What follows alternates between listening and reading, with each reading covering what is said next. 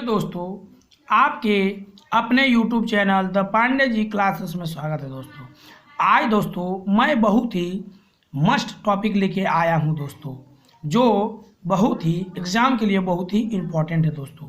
BEd semester 1 का childhood and growing up का gene पियाजे के संज्ञानात्मक विकास का सिद्धांत दोस्तों, यह बहुत ही इम्पोर्टेंट है एग्ज़ाम के लिए और बहुत ही मस्त टॉपिक है दोस्तों।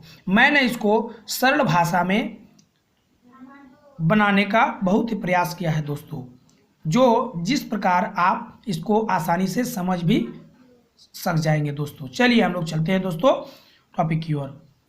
पियाजे के संज्ञानात्मक विकास का सिद्धांत।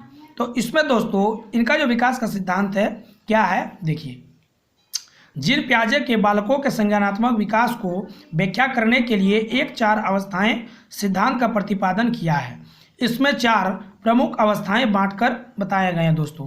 इनका जो सिद्धांत है दोस्तों, जीन पियाजे ने इसको 4 भाग में बांटा है। पहला है संवेदी पेशीय अवस्था, दूसरा है पार्क संक्रियात्मक अवस्था, तीसरा है ठोस सक्रिय की अवस्था, चौथा है दोस्तों औपचारिक सक्रिय की अवस्था, जो 4 भाग में बांटा गया है।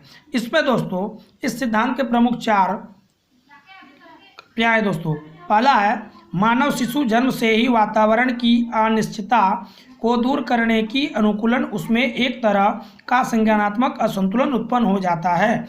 मतलब दोस्तों जब बालक होता है तो उनमें अनुकूलता होती नहीं है तुरंत, वह हमेशा असंतुलन कार्य करते हैं दोस्तों। उसके बाद दूसरा है सिर्फ धारण की प्रक्रिया सिर्फ बालकों की गत अनुभूतियों पर ही निर्भर नहीं करती। तीसरा है सिर्फ धारण का प्रभाव यह होता है कि बालकों की संज्ञानात्मक संरचना अधिक विकसित हो जाती है। इसके पश्चात दोस्तों अब हम लोग देखते हैं संज्ञानात्मक विकास की अवस्थाएं, जो दोस्तों जीन पियाजे ने 4 अवस्थाओं में विभाजित किया था। पहली है संवेदी पेशीय अवस्था। यह अवस्था जन्म से 2 साल तक की होती है दोस्तों। पहला जो अवस्था है इसमें वस्तुओं की पहचान, शारीरिक चीज़ का इधर उधर करना, किसी भी चीज़ को पकड़ना। मतलब दोस्तों बच्चा जब छोटा रहता है पकड़ना, इधर उधर करना, खेलना। इसमें दोस्तों इसको 6 अवस्थाओं में बांटा गया है दोस्तों, छोटे छोटे 6 भागों में, जो इस प्रकार है दोस्तों। ध्यान से देखिए। पहला है प्रतिक्रिया की अवस्था। यह अवस्था 30 दिन की होती है दोस्तों। इसमें बच्चा चूसना सीखता है, छोटा में बच्चों।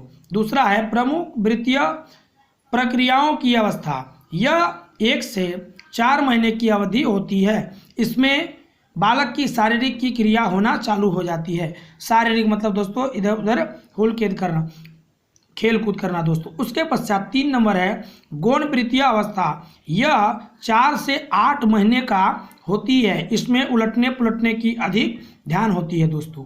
चौथा है गौण स्केमेट की अवस्था। इसमें 8 से 12 महीने की अवधि होती है। इसमें क्रिया वस्तु को नीचे से ऊपर करने की प्रक्रिया सीखती है दोस्तों। 5वां है दोस्तों तृतीय वृत्तीय अवस्था। यह 12 से 18 महीने का होता है। इसमें स्वयं लेकर प्रयोग होता है दोस्तों बच्चों का। इसके पश्चात दोस्तों 6ठा है मानसिक संयोग द्वारा नए साधनों की खोज का अवस्था। यह अवस्था 18 से 24 महीने की अवस्था है दोस्तों, जो अंतिम अवस्था है। इसमें बालक वस्तु की स्थायित्व का गुण का प्राप्त करता है दोस्तों। उसके पश्चात दोस्तों जीन पियाजे का दूसरा जो अवस्था है पार्क संक्रियात्मक अवस्था। यह अवस्था 2 से 7 साल की होती है दोस्तों। यह प्रथम बाल्य अवस्था, इसको भाग में बांटा गया है दोस्तों। यह बाल अवस्था की प्रथम अवस्था है दोस्तों। चलिए हम लोग इसको देखते हैं दोस्तों। प्रथम है पार्क संज्ञानात्मक अवस्था। यह अवधि 2 साल से 4 साल की होती है। इसमें बालक विकास की क्रिया शुरू हो जाती है दोस्तों, मतलब उनका जो विकास होता है दोस्तों बनावट शारीरिक। उसके बाद दूसरा है अंतदर्शी अवधि। यह अवधि 4 से 7 साल की होती है। इसमें बालक का चिंतन एवं तर्क पहले से अधिक हो जाता है दोस्तों। इसमें जैसे हम लोग दोस्तों क्या होता है, बच्चे को जैसे समझाते हैं 2 गुना 2 बराबर 4 हुआ, लेकिन 2 भागा 2 बराबर 2 कैसे हुआ, बच्चा को समझ नहीं आता है दोस्तों, यही अवस्था में। उसके पश्चात दोस्तों हम लोग चलते हैं जीन प्याजे का तीसरी अवस्था, ठोस सक्रिय अवस्था। यह अवस्था 7 साल से प्रारंभ होकर 12 साल तक चलती है। दोस्तों इसमें बालक ठोस वस्तुओं की सभी क्रिया समस्याओं का समाधान कर लेता है। दोस्तों मतलब उसमें थोड़ा थोड़ा समझ आने लगता है। दोस्तों वे मानसिक सक्रिय कर यदि समस्या की जाती है, जैसे ए बी सी अर्थ जाए, तो उन्हें देखकर आपस में वह कह देंगे कि ए बी से बड़ा है, बी सी से छोटा है। इस प्रक्रिया में अवस्थाओं में बालकों के तीन महत्वपूर्ण विकसित कर पाता है। दोस्तों पहला संरक्षण, दूसरा संबंध तथा तीसरा है दोस्तों वर्गीकरण, जो बांटा जाता है। इस अवस्था में बालक तरल, लंबाई, भार तथा तत्व के संरक्षण से संबंधित समस्याओं का समाधान कर लेते हैं। दोस्तों पाए जाते हैं। इसमें वस्तुओं को किसी भी वर्ग की बांटने की प्रक्रिया विकसित हो जाती है। दोस्तों इस अवस्था में इसमें पहला दोष यह बताया गया है कि बालक की मानसिक सक्रियता तभी पाते हैं जब वस्तु ठोस रूप से उपस्थित हो। कुछ शिक्षा शास्त्री कहते हैं दोस्तों, जैसे ब्राउन एंड कुक 1986 के अनुसार ठोस सक्रियता चिंतन की दूसरी परिसीमा है। यह है कि यह वस्तु क्रमबद्ध नहीं होती है।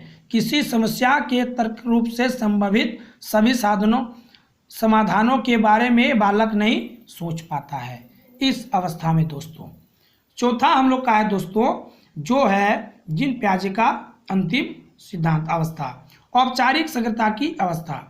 यह अवस्था 11 साल से प्रारंभ होकर वयस्क मतलब दोस्तों बड़े होने तक, जैसे हम लोग बूढ़ा अवस्था बोलते हैं, तो चलती है।